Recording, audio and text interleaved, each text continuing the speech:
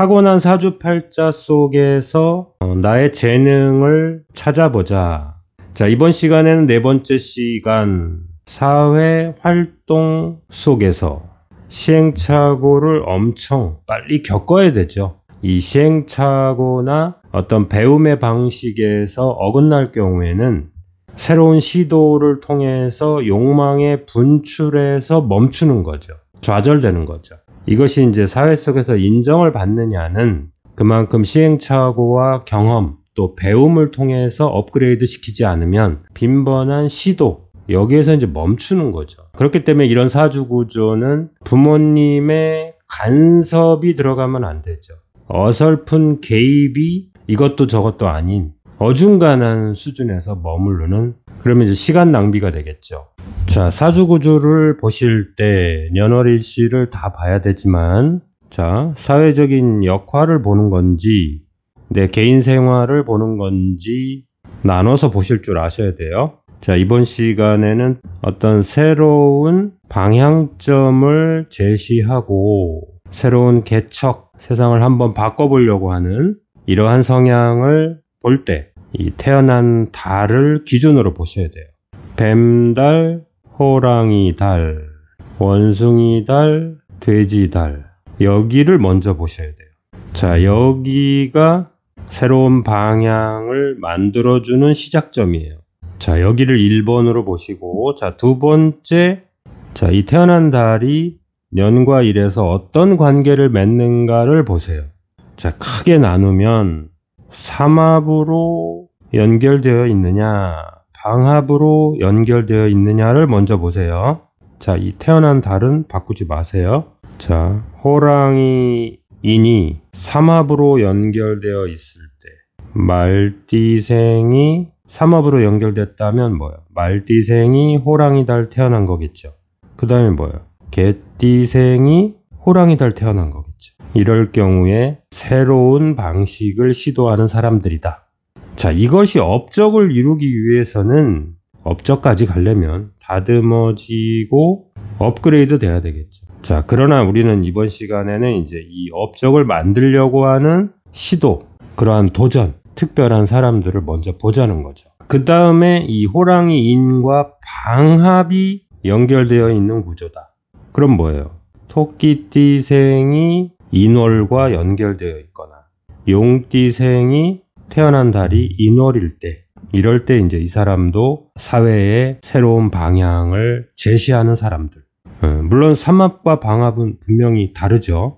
여기 삼합은 자기의 개인 기술, 방합은 개인의 돌출 행동이 아니라 팀이나 조직 생활, 또 가족과의 그 관계 속에서 무엇이 부족한가, 이런 부분을 체크하면서 새로운 방향을 찾아내는 거죠. 삼합은 뭐예요? 개인의 자기 호불호에 따라서 새로운 방식을 제안하는 거기 때문에 이 삼합이 조금 더 불안정한 거예요. 불안정하다는 것은 그만큼 다른 사람들이 따라오지 못하는 새로움을 갖고 있다는 뜻이에요. 자, 그 다음에 태어난 달이 원숭이 신일 때 삼합이라면 뭐예요? 쥐띠생이 원숭이 달이고 용띠생이 원숭이 달일 때, 이럴 때 새로운 방식을 제안하는 사람들이죠. 자, 방합 구조라면은 뭐예요? 닭띠생이 원숭이 달일 때, 개띠생이 원숭이 달일 때, 그쵸?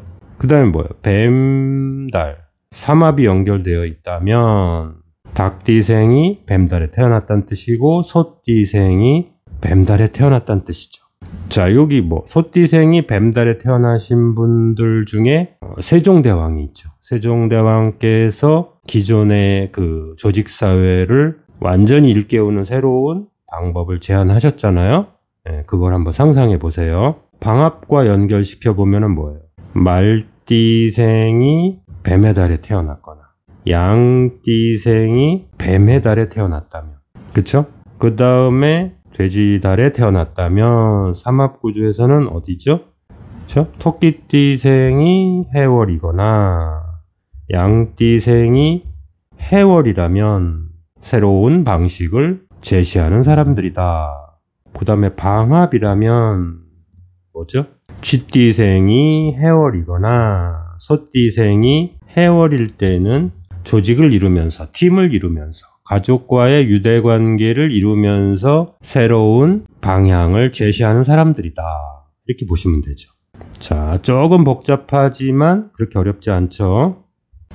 자, 세 번째는 태어난 달 기준점을 갖고 있으면서 충이나 형을 갖고 있을 때 새로운 방법을 개척하는 거예요. 원숭이띠생이 인월에 태어났다든가, 그쵸? 뱀띠생이 인월에 태어났다든가. 자, 여기는 충이고 여기는 형이죠. 충과 형을 통해서 새로운 방향을 제시하는 거죠. 자기 개인적인 경험도 바뀌는 거죠. 자기 개인적인 일상의 모습도 바뀌고 생각도 바뀌고 행동도 바뀌면서 그걸 통해서 새로운 노하우를 찾게 되고 그것을 자기 소속 집단에 적용하려고 하는 과정에서 새로운 기술이나 방식이 만들어지는 그런 구조를 충과 형이라고 보시면 돼요. 자, 그 다음에 태어난 달이 인신사회가 아니라 하더라도 역시 뭐예요? 형과 충을 통해서 새로운 방향점을 도출하게 되는 이러한 사주구조도 있다. 그쵸? 예를 들자면 양띠생이 축월일 경우에, 소띠생이 미월일 경우에도 뭐예요? 충을 통해서 자신의 생활도 새롭게 바뀌고 그 다음에 주변도 새롭게 바꿀 수 있는 노하우가 만들어지는 거죠. 자, 그 다음에 다섯 번째 구조는 성취와 업적을 상당한 부분 이뤄내기 때문에 여기는 좀 부러운 구조가 될 수 있어요. 자, 여기는 연월일까지 보셔야 돼요. 연월일까지 보셨을 때 삼합과 방합을 완벽하게 이루거나 삼합과 방합을 동시에 갖고 있거나 삼합과 방합과 육합을 동시에 갖고 있다면 또 남들이 그것을 인정하는 수준까지 갈 수 있다. 자, 예를 들어 볼까요? 쥐띠생이 원숭이달, 여기 원숭이달에 쥐띠생이라면 새로운 시도를 할 수 있잖아요. 그쵸? 근데 여기에 만약에 축이다. 이렇게 하면 뭐예요? 자축, 방합과 육합을 갖고 있네요. 신자, 삼합을 갖고 있네요. 자, 삼합을 한번 완성시켜 볼까요? 원숭이띠생이 자월에 용의 날 태어났다. 이렇게 연월일에서 완벽한 구조를 갖고 있어야 돼요. 그 다음에 만약에 원숭이띠생이 술월에 유금일 날 태어났다. 그럼 뭐예요? 신유술이라고 하는 방합을 완성시켰잖아요. 그쵸? 기술을 인정하는 단계까지 갈 수 있다. 그 터전이 만들어졌다. 이렇게 보세요. 자, 그 다음에 삼합과 방합을 다 가지려면 뭐예요? 소띠생이 유금월에 태어났는데 뭐예요? 해일 태어났다. 자, 유축 삼합이고 해축 방합이잖아요. 자, 이렇게 삼합과 방합을 갖고 있다. 양띠생이 뱀달 태어났는데 묘일날 태어났다. 그럼 뭐예요? 삼이 방합이고 묘미 삼합이잖아요. 자, 이러한 사람들은 연월이라고 하는 사회 속에서 펼치는 자신의 그 기술이나 능력이 태어난 날에서 연결이 되잖아요. 삼합이나 방합으로 연결이 되기 때문에 그 개인적인 그러한 노력을 하고 있다는 거죠. 자, 연월일까지 본다면 삼합이 완성됐다. 또는 방합이 완성됐다. 삼합 방합이 섞여서 존재한다. 또 삼합 방합 육합까지 구비하고 있다. 이렇게 보시면 되겠네요. 자, 이번 시간에는 사회 속에서 자신의 새로운 기술을 한번 도전하고 인정받고 싶어하는 사주 구조를 한번 살펴봤어요.